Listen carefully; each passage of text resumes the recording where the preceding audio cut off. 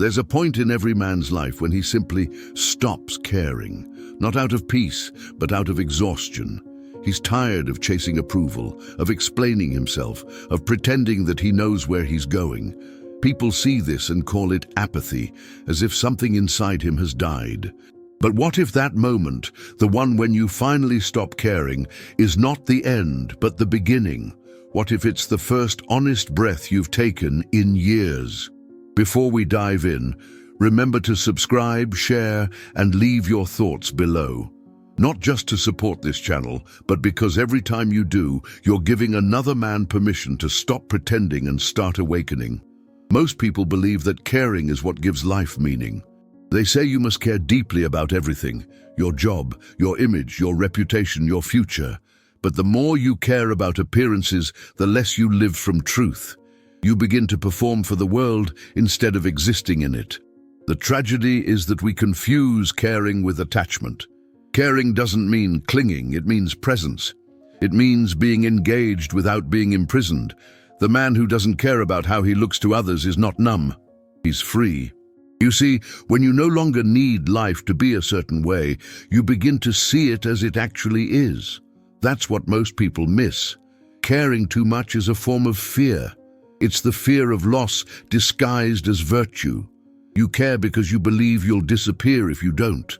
But there's another way, a deeper, quieter way of living. It begins when you stop forcing the world to meet your expectations and allow it to be unpredictable, imperfect, and alive. That's where real strength comes from, not in control, but in surrender. So if you've been told you've stopped caring, maybe you've simply started to awaken. Maybe you've begun to understand that peace isn't found in constant effort, but in the ability to let things fall where they may. Stay with me, because before this ends, you'll see that not caring, truly not caring, isn't the death of meaning. It's the moment you finally stop living as a prisoner of outcomes and start living as a participant in life itself. From an early age, you were taught that to be a good man means to care about your career, your reputation, your relationships, your success. You were told that caring is the mark of responsibility, but somewhere along the way, caring turned into obsession. You began to measure your worth by how much you worried. The more anxious you were about something, the more it seemed to prove that it mattered. You became a man constantly burdened by invisible weights, the fear of disappointing others, the fear of losing what you built, the fear of being forgotten. That kind of caring is not noble. It's slavery. It's the constant tightening of the chest, the silent whisper that says, if I stop trying, everything will fall apart. But the irony is, the more you cling, the more fragile everything becomes. When you care too much, you begin to control. You micromanage every detail, every emotion, every outcome, and in doing so, you strangle the very life you're trying to protect. Your love becomes possessive, your ambition becomes anxiety, your empathy becomes exhaustion. Alan Watts used to say that the desire for security is actually insecurity. The more you chase it, the less you have it. Because the act of caring too much assumes that life cannot take care of itself, that the universe is somehow incomplete without your constant supervision. But look around you. The trees grow without permission, the waves crash without schedule, the stars move without worry. Nothing in nature is anxious about its purpose, and yet everything fulfills it perfectly. Why should you be any different? The truth is, the need to care about everything is a subtle form of arrogance. It implies that your control is necessary for the world to function. But when you begin to loosen your grip, you discover something extraordinary. Life continues. The people you feared would collapse without you find their own balance. The situations you thought would crumble find new order, and in that moment you realize that not caring isn't neglect, it's trust. It's the recognition that life was never meant to be managed, only experienced. The man who stops over-caring doesn't stop loving. He simply stops fearing. He understands that love is not control, that effort is not proof of value, and that sometimes the most powerful act of caring is the ability to let go. Because in the silence that follows, he discovers something far greater than approval. He discovers peace. There's a quiet madness in always needing to care. The man who can't stop worrying believes he's being responsible, but in truth, he's avoiding something deeper, the unbearable feeling of not being in control.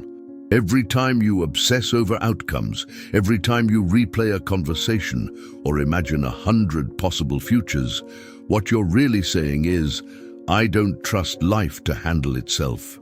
That's the tragedy of excessive caring. It doesn't come from love, it comes from fear.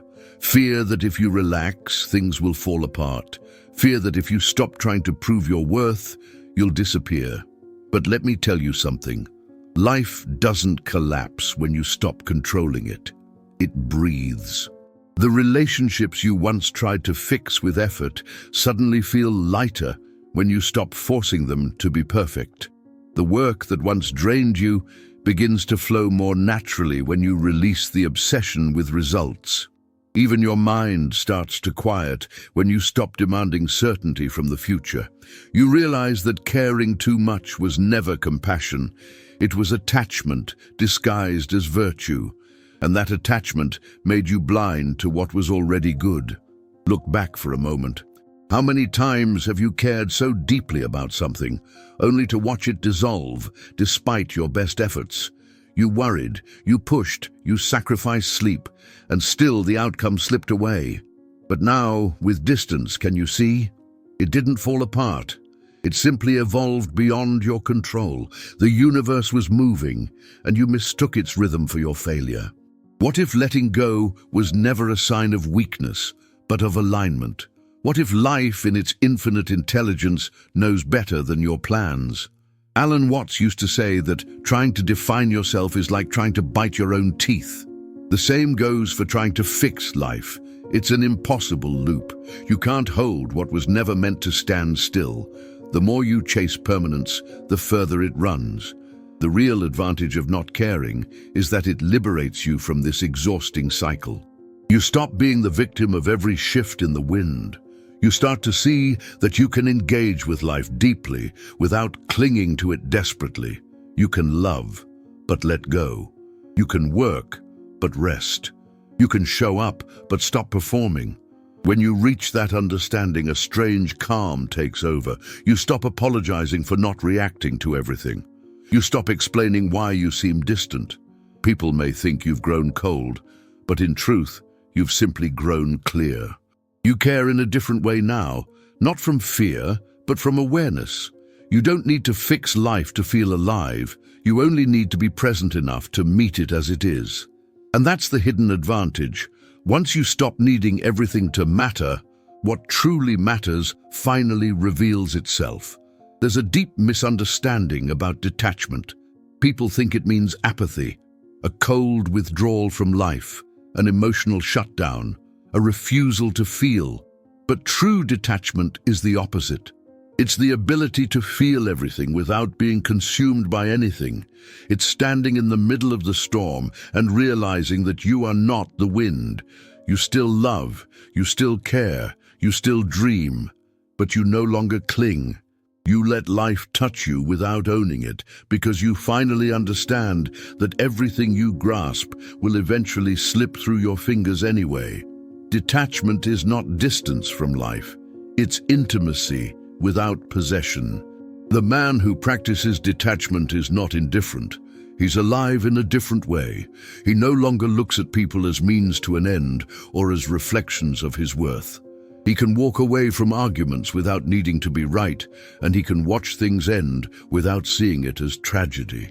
Because he's learned something that few ever do. Nothing real can be lost. What's meant for you doesn't need chasing. What isn't meant for you will drain you until you release it.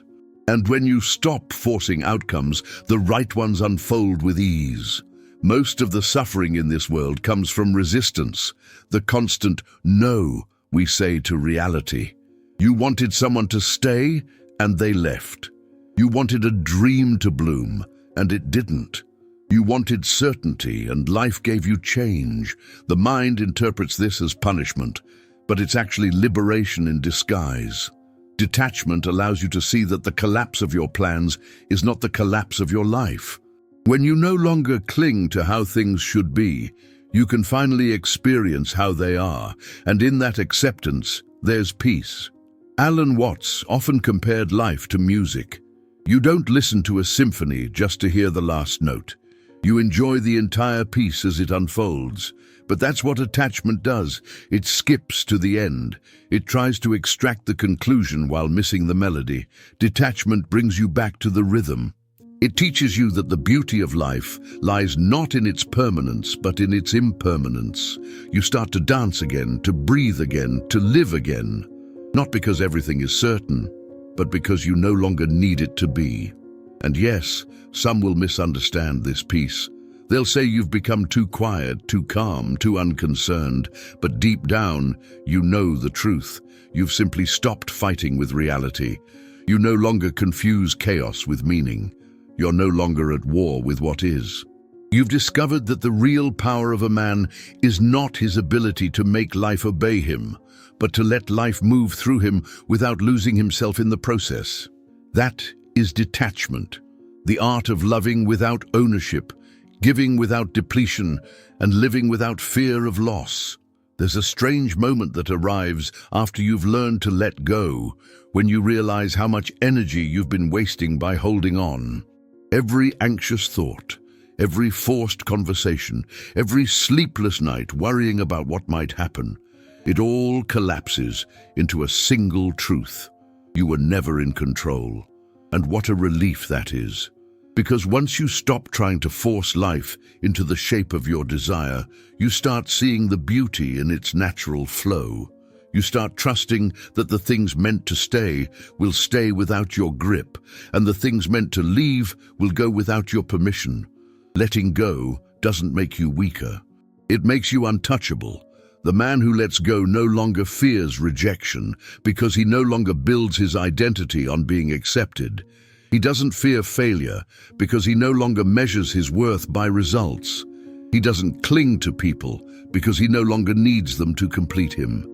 He gives everything, but from abundance, not from hunger. That's the kind of strength the world misunderstands. To most people, it looks like detachment, but in truth, it's courage. The courage to live without guarantees, to love without contracts, and to walk away without resentment. Think of the strongest people you've met. They weren't the ones who forced life to obey them. They were the ones who could lose everything and still keep their peace. That's what letting go teaches you. Nothing outside of you can truly harm you unless you give it permission. The chaos of the world no longer dictates your mood. The opinions of others no longer shape your self-image. You become quiet inside, not because life became easier, but because you finally stopped fighting it. You begin to sense a greater rhythm at work, one that doesn't need your management. Alan Watts often reminded us that when you let go of the rope you've been pulling in a game of tug-of-war with life, you don't lose, you win. You end the struggle entirely. Suddenly, what you once called problems become teachers. What you called setbacks become redirections, and what you called loss becomes space for renewal. Letting go reveals that life was never against you. It was just waiting for you to stop resisting long enough to see its intelligence. You realize that surrender is not the opposite of strength. It's its purest form. When you reach that point, life becomes lighter. Not easier, but lighter. You still care, you still try, but you no longer carry the world on your back. You can walk through uncertainty with a steady heart. You can face endings with grace, and you can love without fear, because you finally understand you don't need to hold what's already part of you. The hidden advantage of not caring is not that you stop feeling, it's that you finally start living from a place that can't be taken away. When the man finally lets go, he begins to see how loud the world really was. For years, the noise felt normal. The endless opinions, the constant comparisons, the need to prove, defend, and explain. But once you stop caring about what doesn't matter, that noise loses its power. You realize that the chaos wasn't out there, it was inside your mind. constantly echoing other people's expectations. Now, in the stillness, you start hearing something else, your own voice, not the one that argues or worries, but the one that simply observes. It doesn't rush to fix or justify, it just knows, and that quiet knowing feels like home. The strange thing about this peace is that it makes you invisible to some and magnetic to others. Those still trapped in the storm might think you've become distant, cold, or indifferent. But what they call distance is really presence. You no longer react to every emotional ripple. You watch them rise and fall, knowing that everything passes. The man who no longer clings becomes a mirror, reflecting people's restlessness back to them. Some will envy your calm. Others will try to test it. But you'll no longer be shaken, because what can they take from a man who's no longer afraid to lose? Daily life begins to transform in quiet ways. You start to move slower, not because you're lazy, but because you're deliberate. You start to speak less, not because you have nothing to say, but because you no longer need to fill silence. You start to love differently, not from longing, but from presence. Each act becomes complete in itself, not a step towards something else. Washing a dish, taking a walk, listening to a friend. These moments stop being small. They become sacred. Because once the mind stops chasing meaning, everything becomes meaningful. Alan Watts described this as the wisdom of insecurity. To live without the illusion of safety, yet not feel threatened by it. It's to walk through life barefoot, feeling every texture, unafraid of the ground. That's the real freedom, to stand unprotected, yet unharmed. When you no longer hide behind your ambitions, titles, or opinions, you meet life directly. You find that it's not cruel or random, it's endlessly creative, playful, and intelligent. You begin to laugh more, not because everything is funny, but because everything is alive. This is the life after surrender, one that looks ordinary, but feels extraordinary. It's quiet, but not empty. It's simple, but not shallow. You don't wake up trying to conquer the day anymore. You wake up to participate in it. And somehow everything you once chased begins to arrive on its own, not because you demanded it, but because you finally made room for it. When you stop clinging, life stops resisting. What once felt like loss now feels like liberation, and what once felt like emptiness now feels like peace. So, what is the hidden advantage of not caring about anything? It's not numbness, nor apathy, nor escape. It's awakening.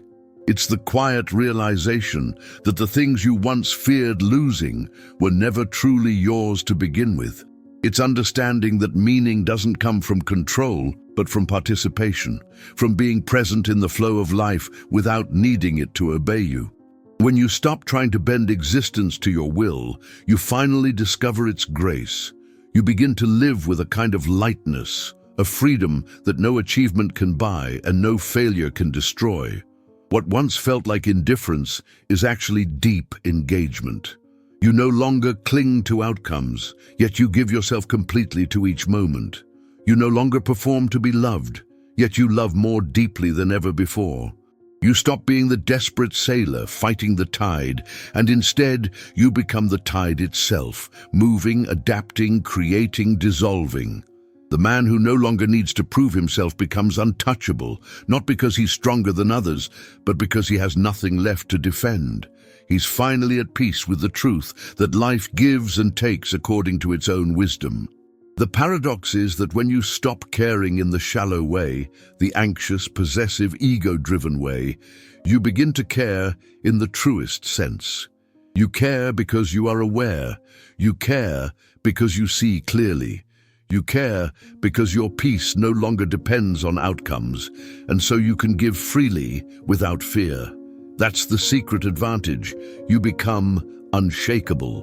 What used to break you now passes through you. What used to consume you now teaches you. The same life that once felt unbearable becomes beautiful again, not because it changed, but because you did. So let this be your reminder. You are allowed to stop carrying what was never yours. You're allowed to stop trying to fix what was never broken. You're allowed to be free, even in a world that confuses freedom with carelessness. And if this message resonated with you, share it with someone who's still drowning in the noise of overcaring. Subscribe if you want to keep walking this path of quiet strength and awareness. And leave your thoughts below, not as a routine, but as a gesture of connection. Because every reflection you share becomes a bridge for another man to remember that letting go is not giving up. It's finally coming home to himself.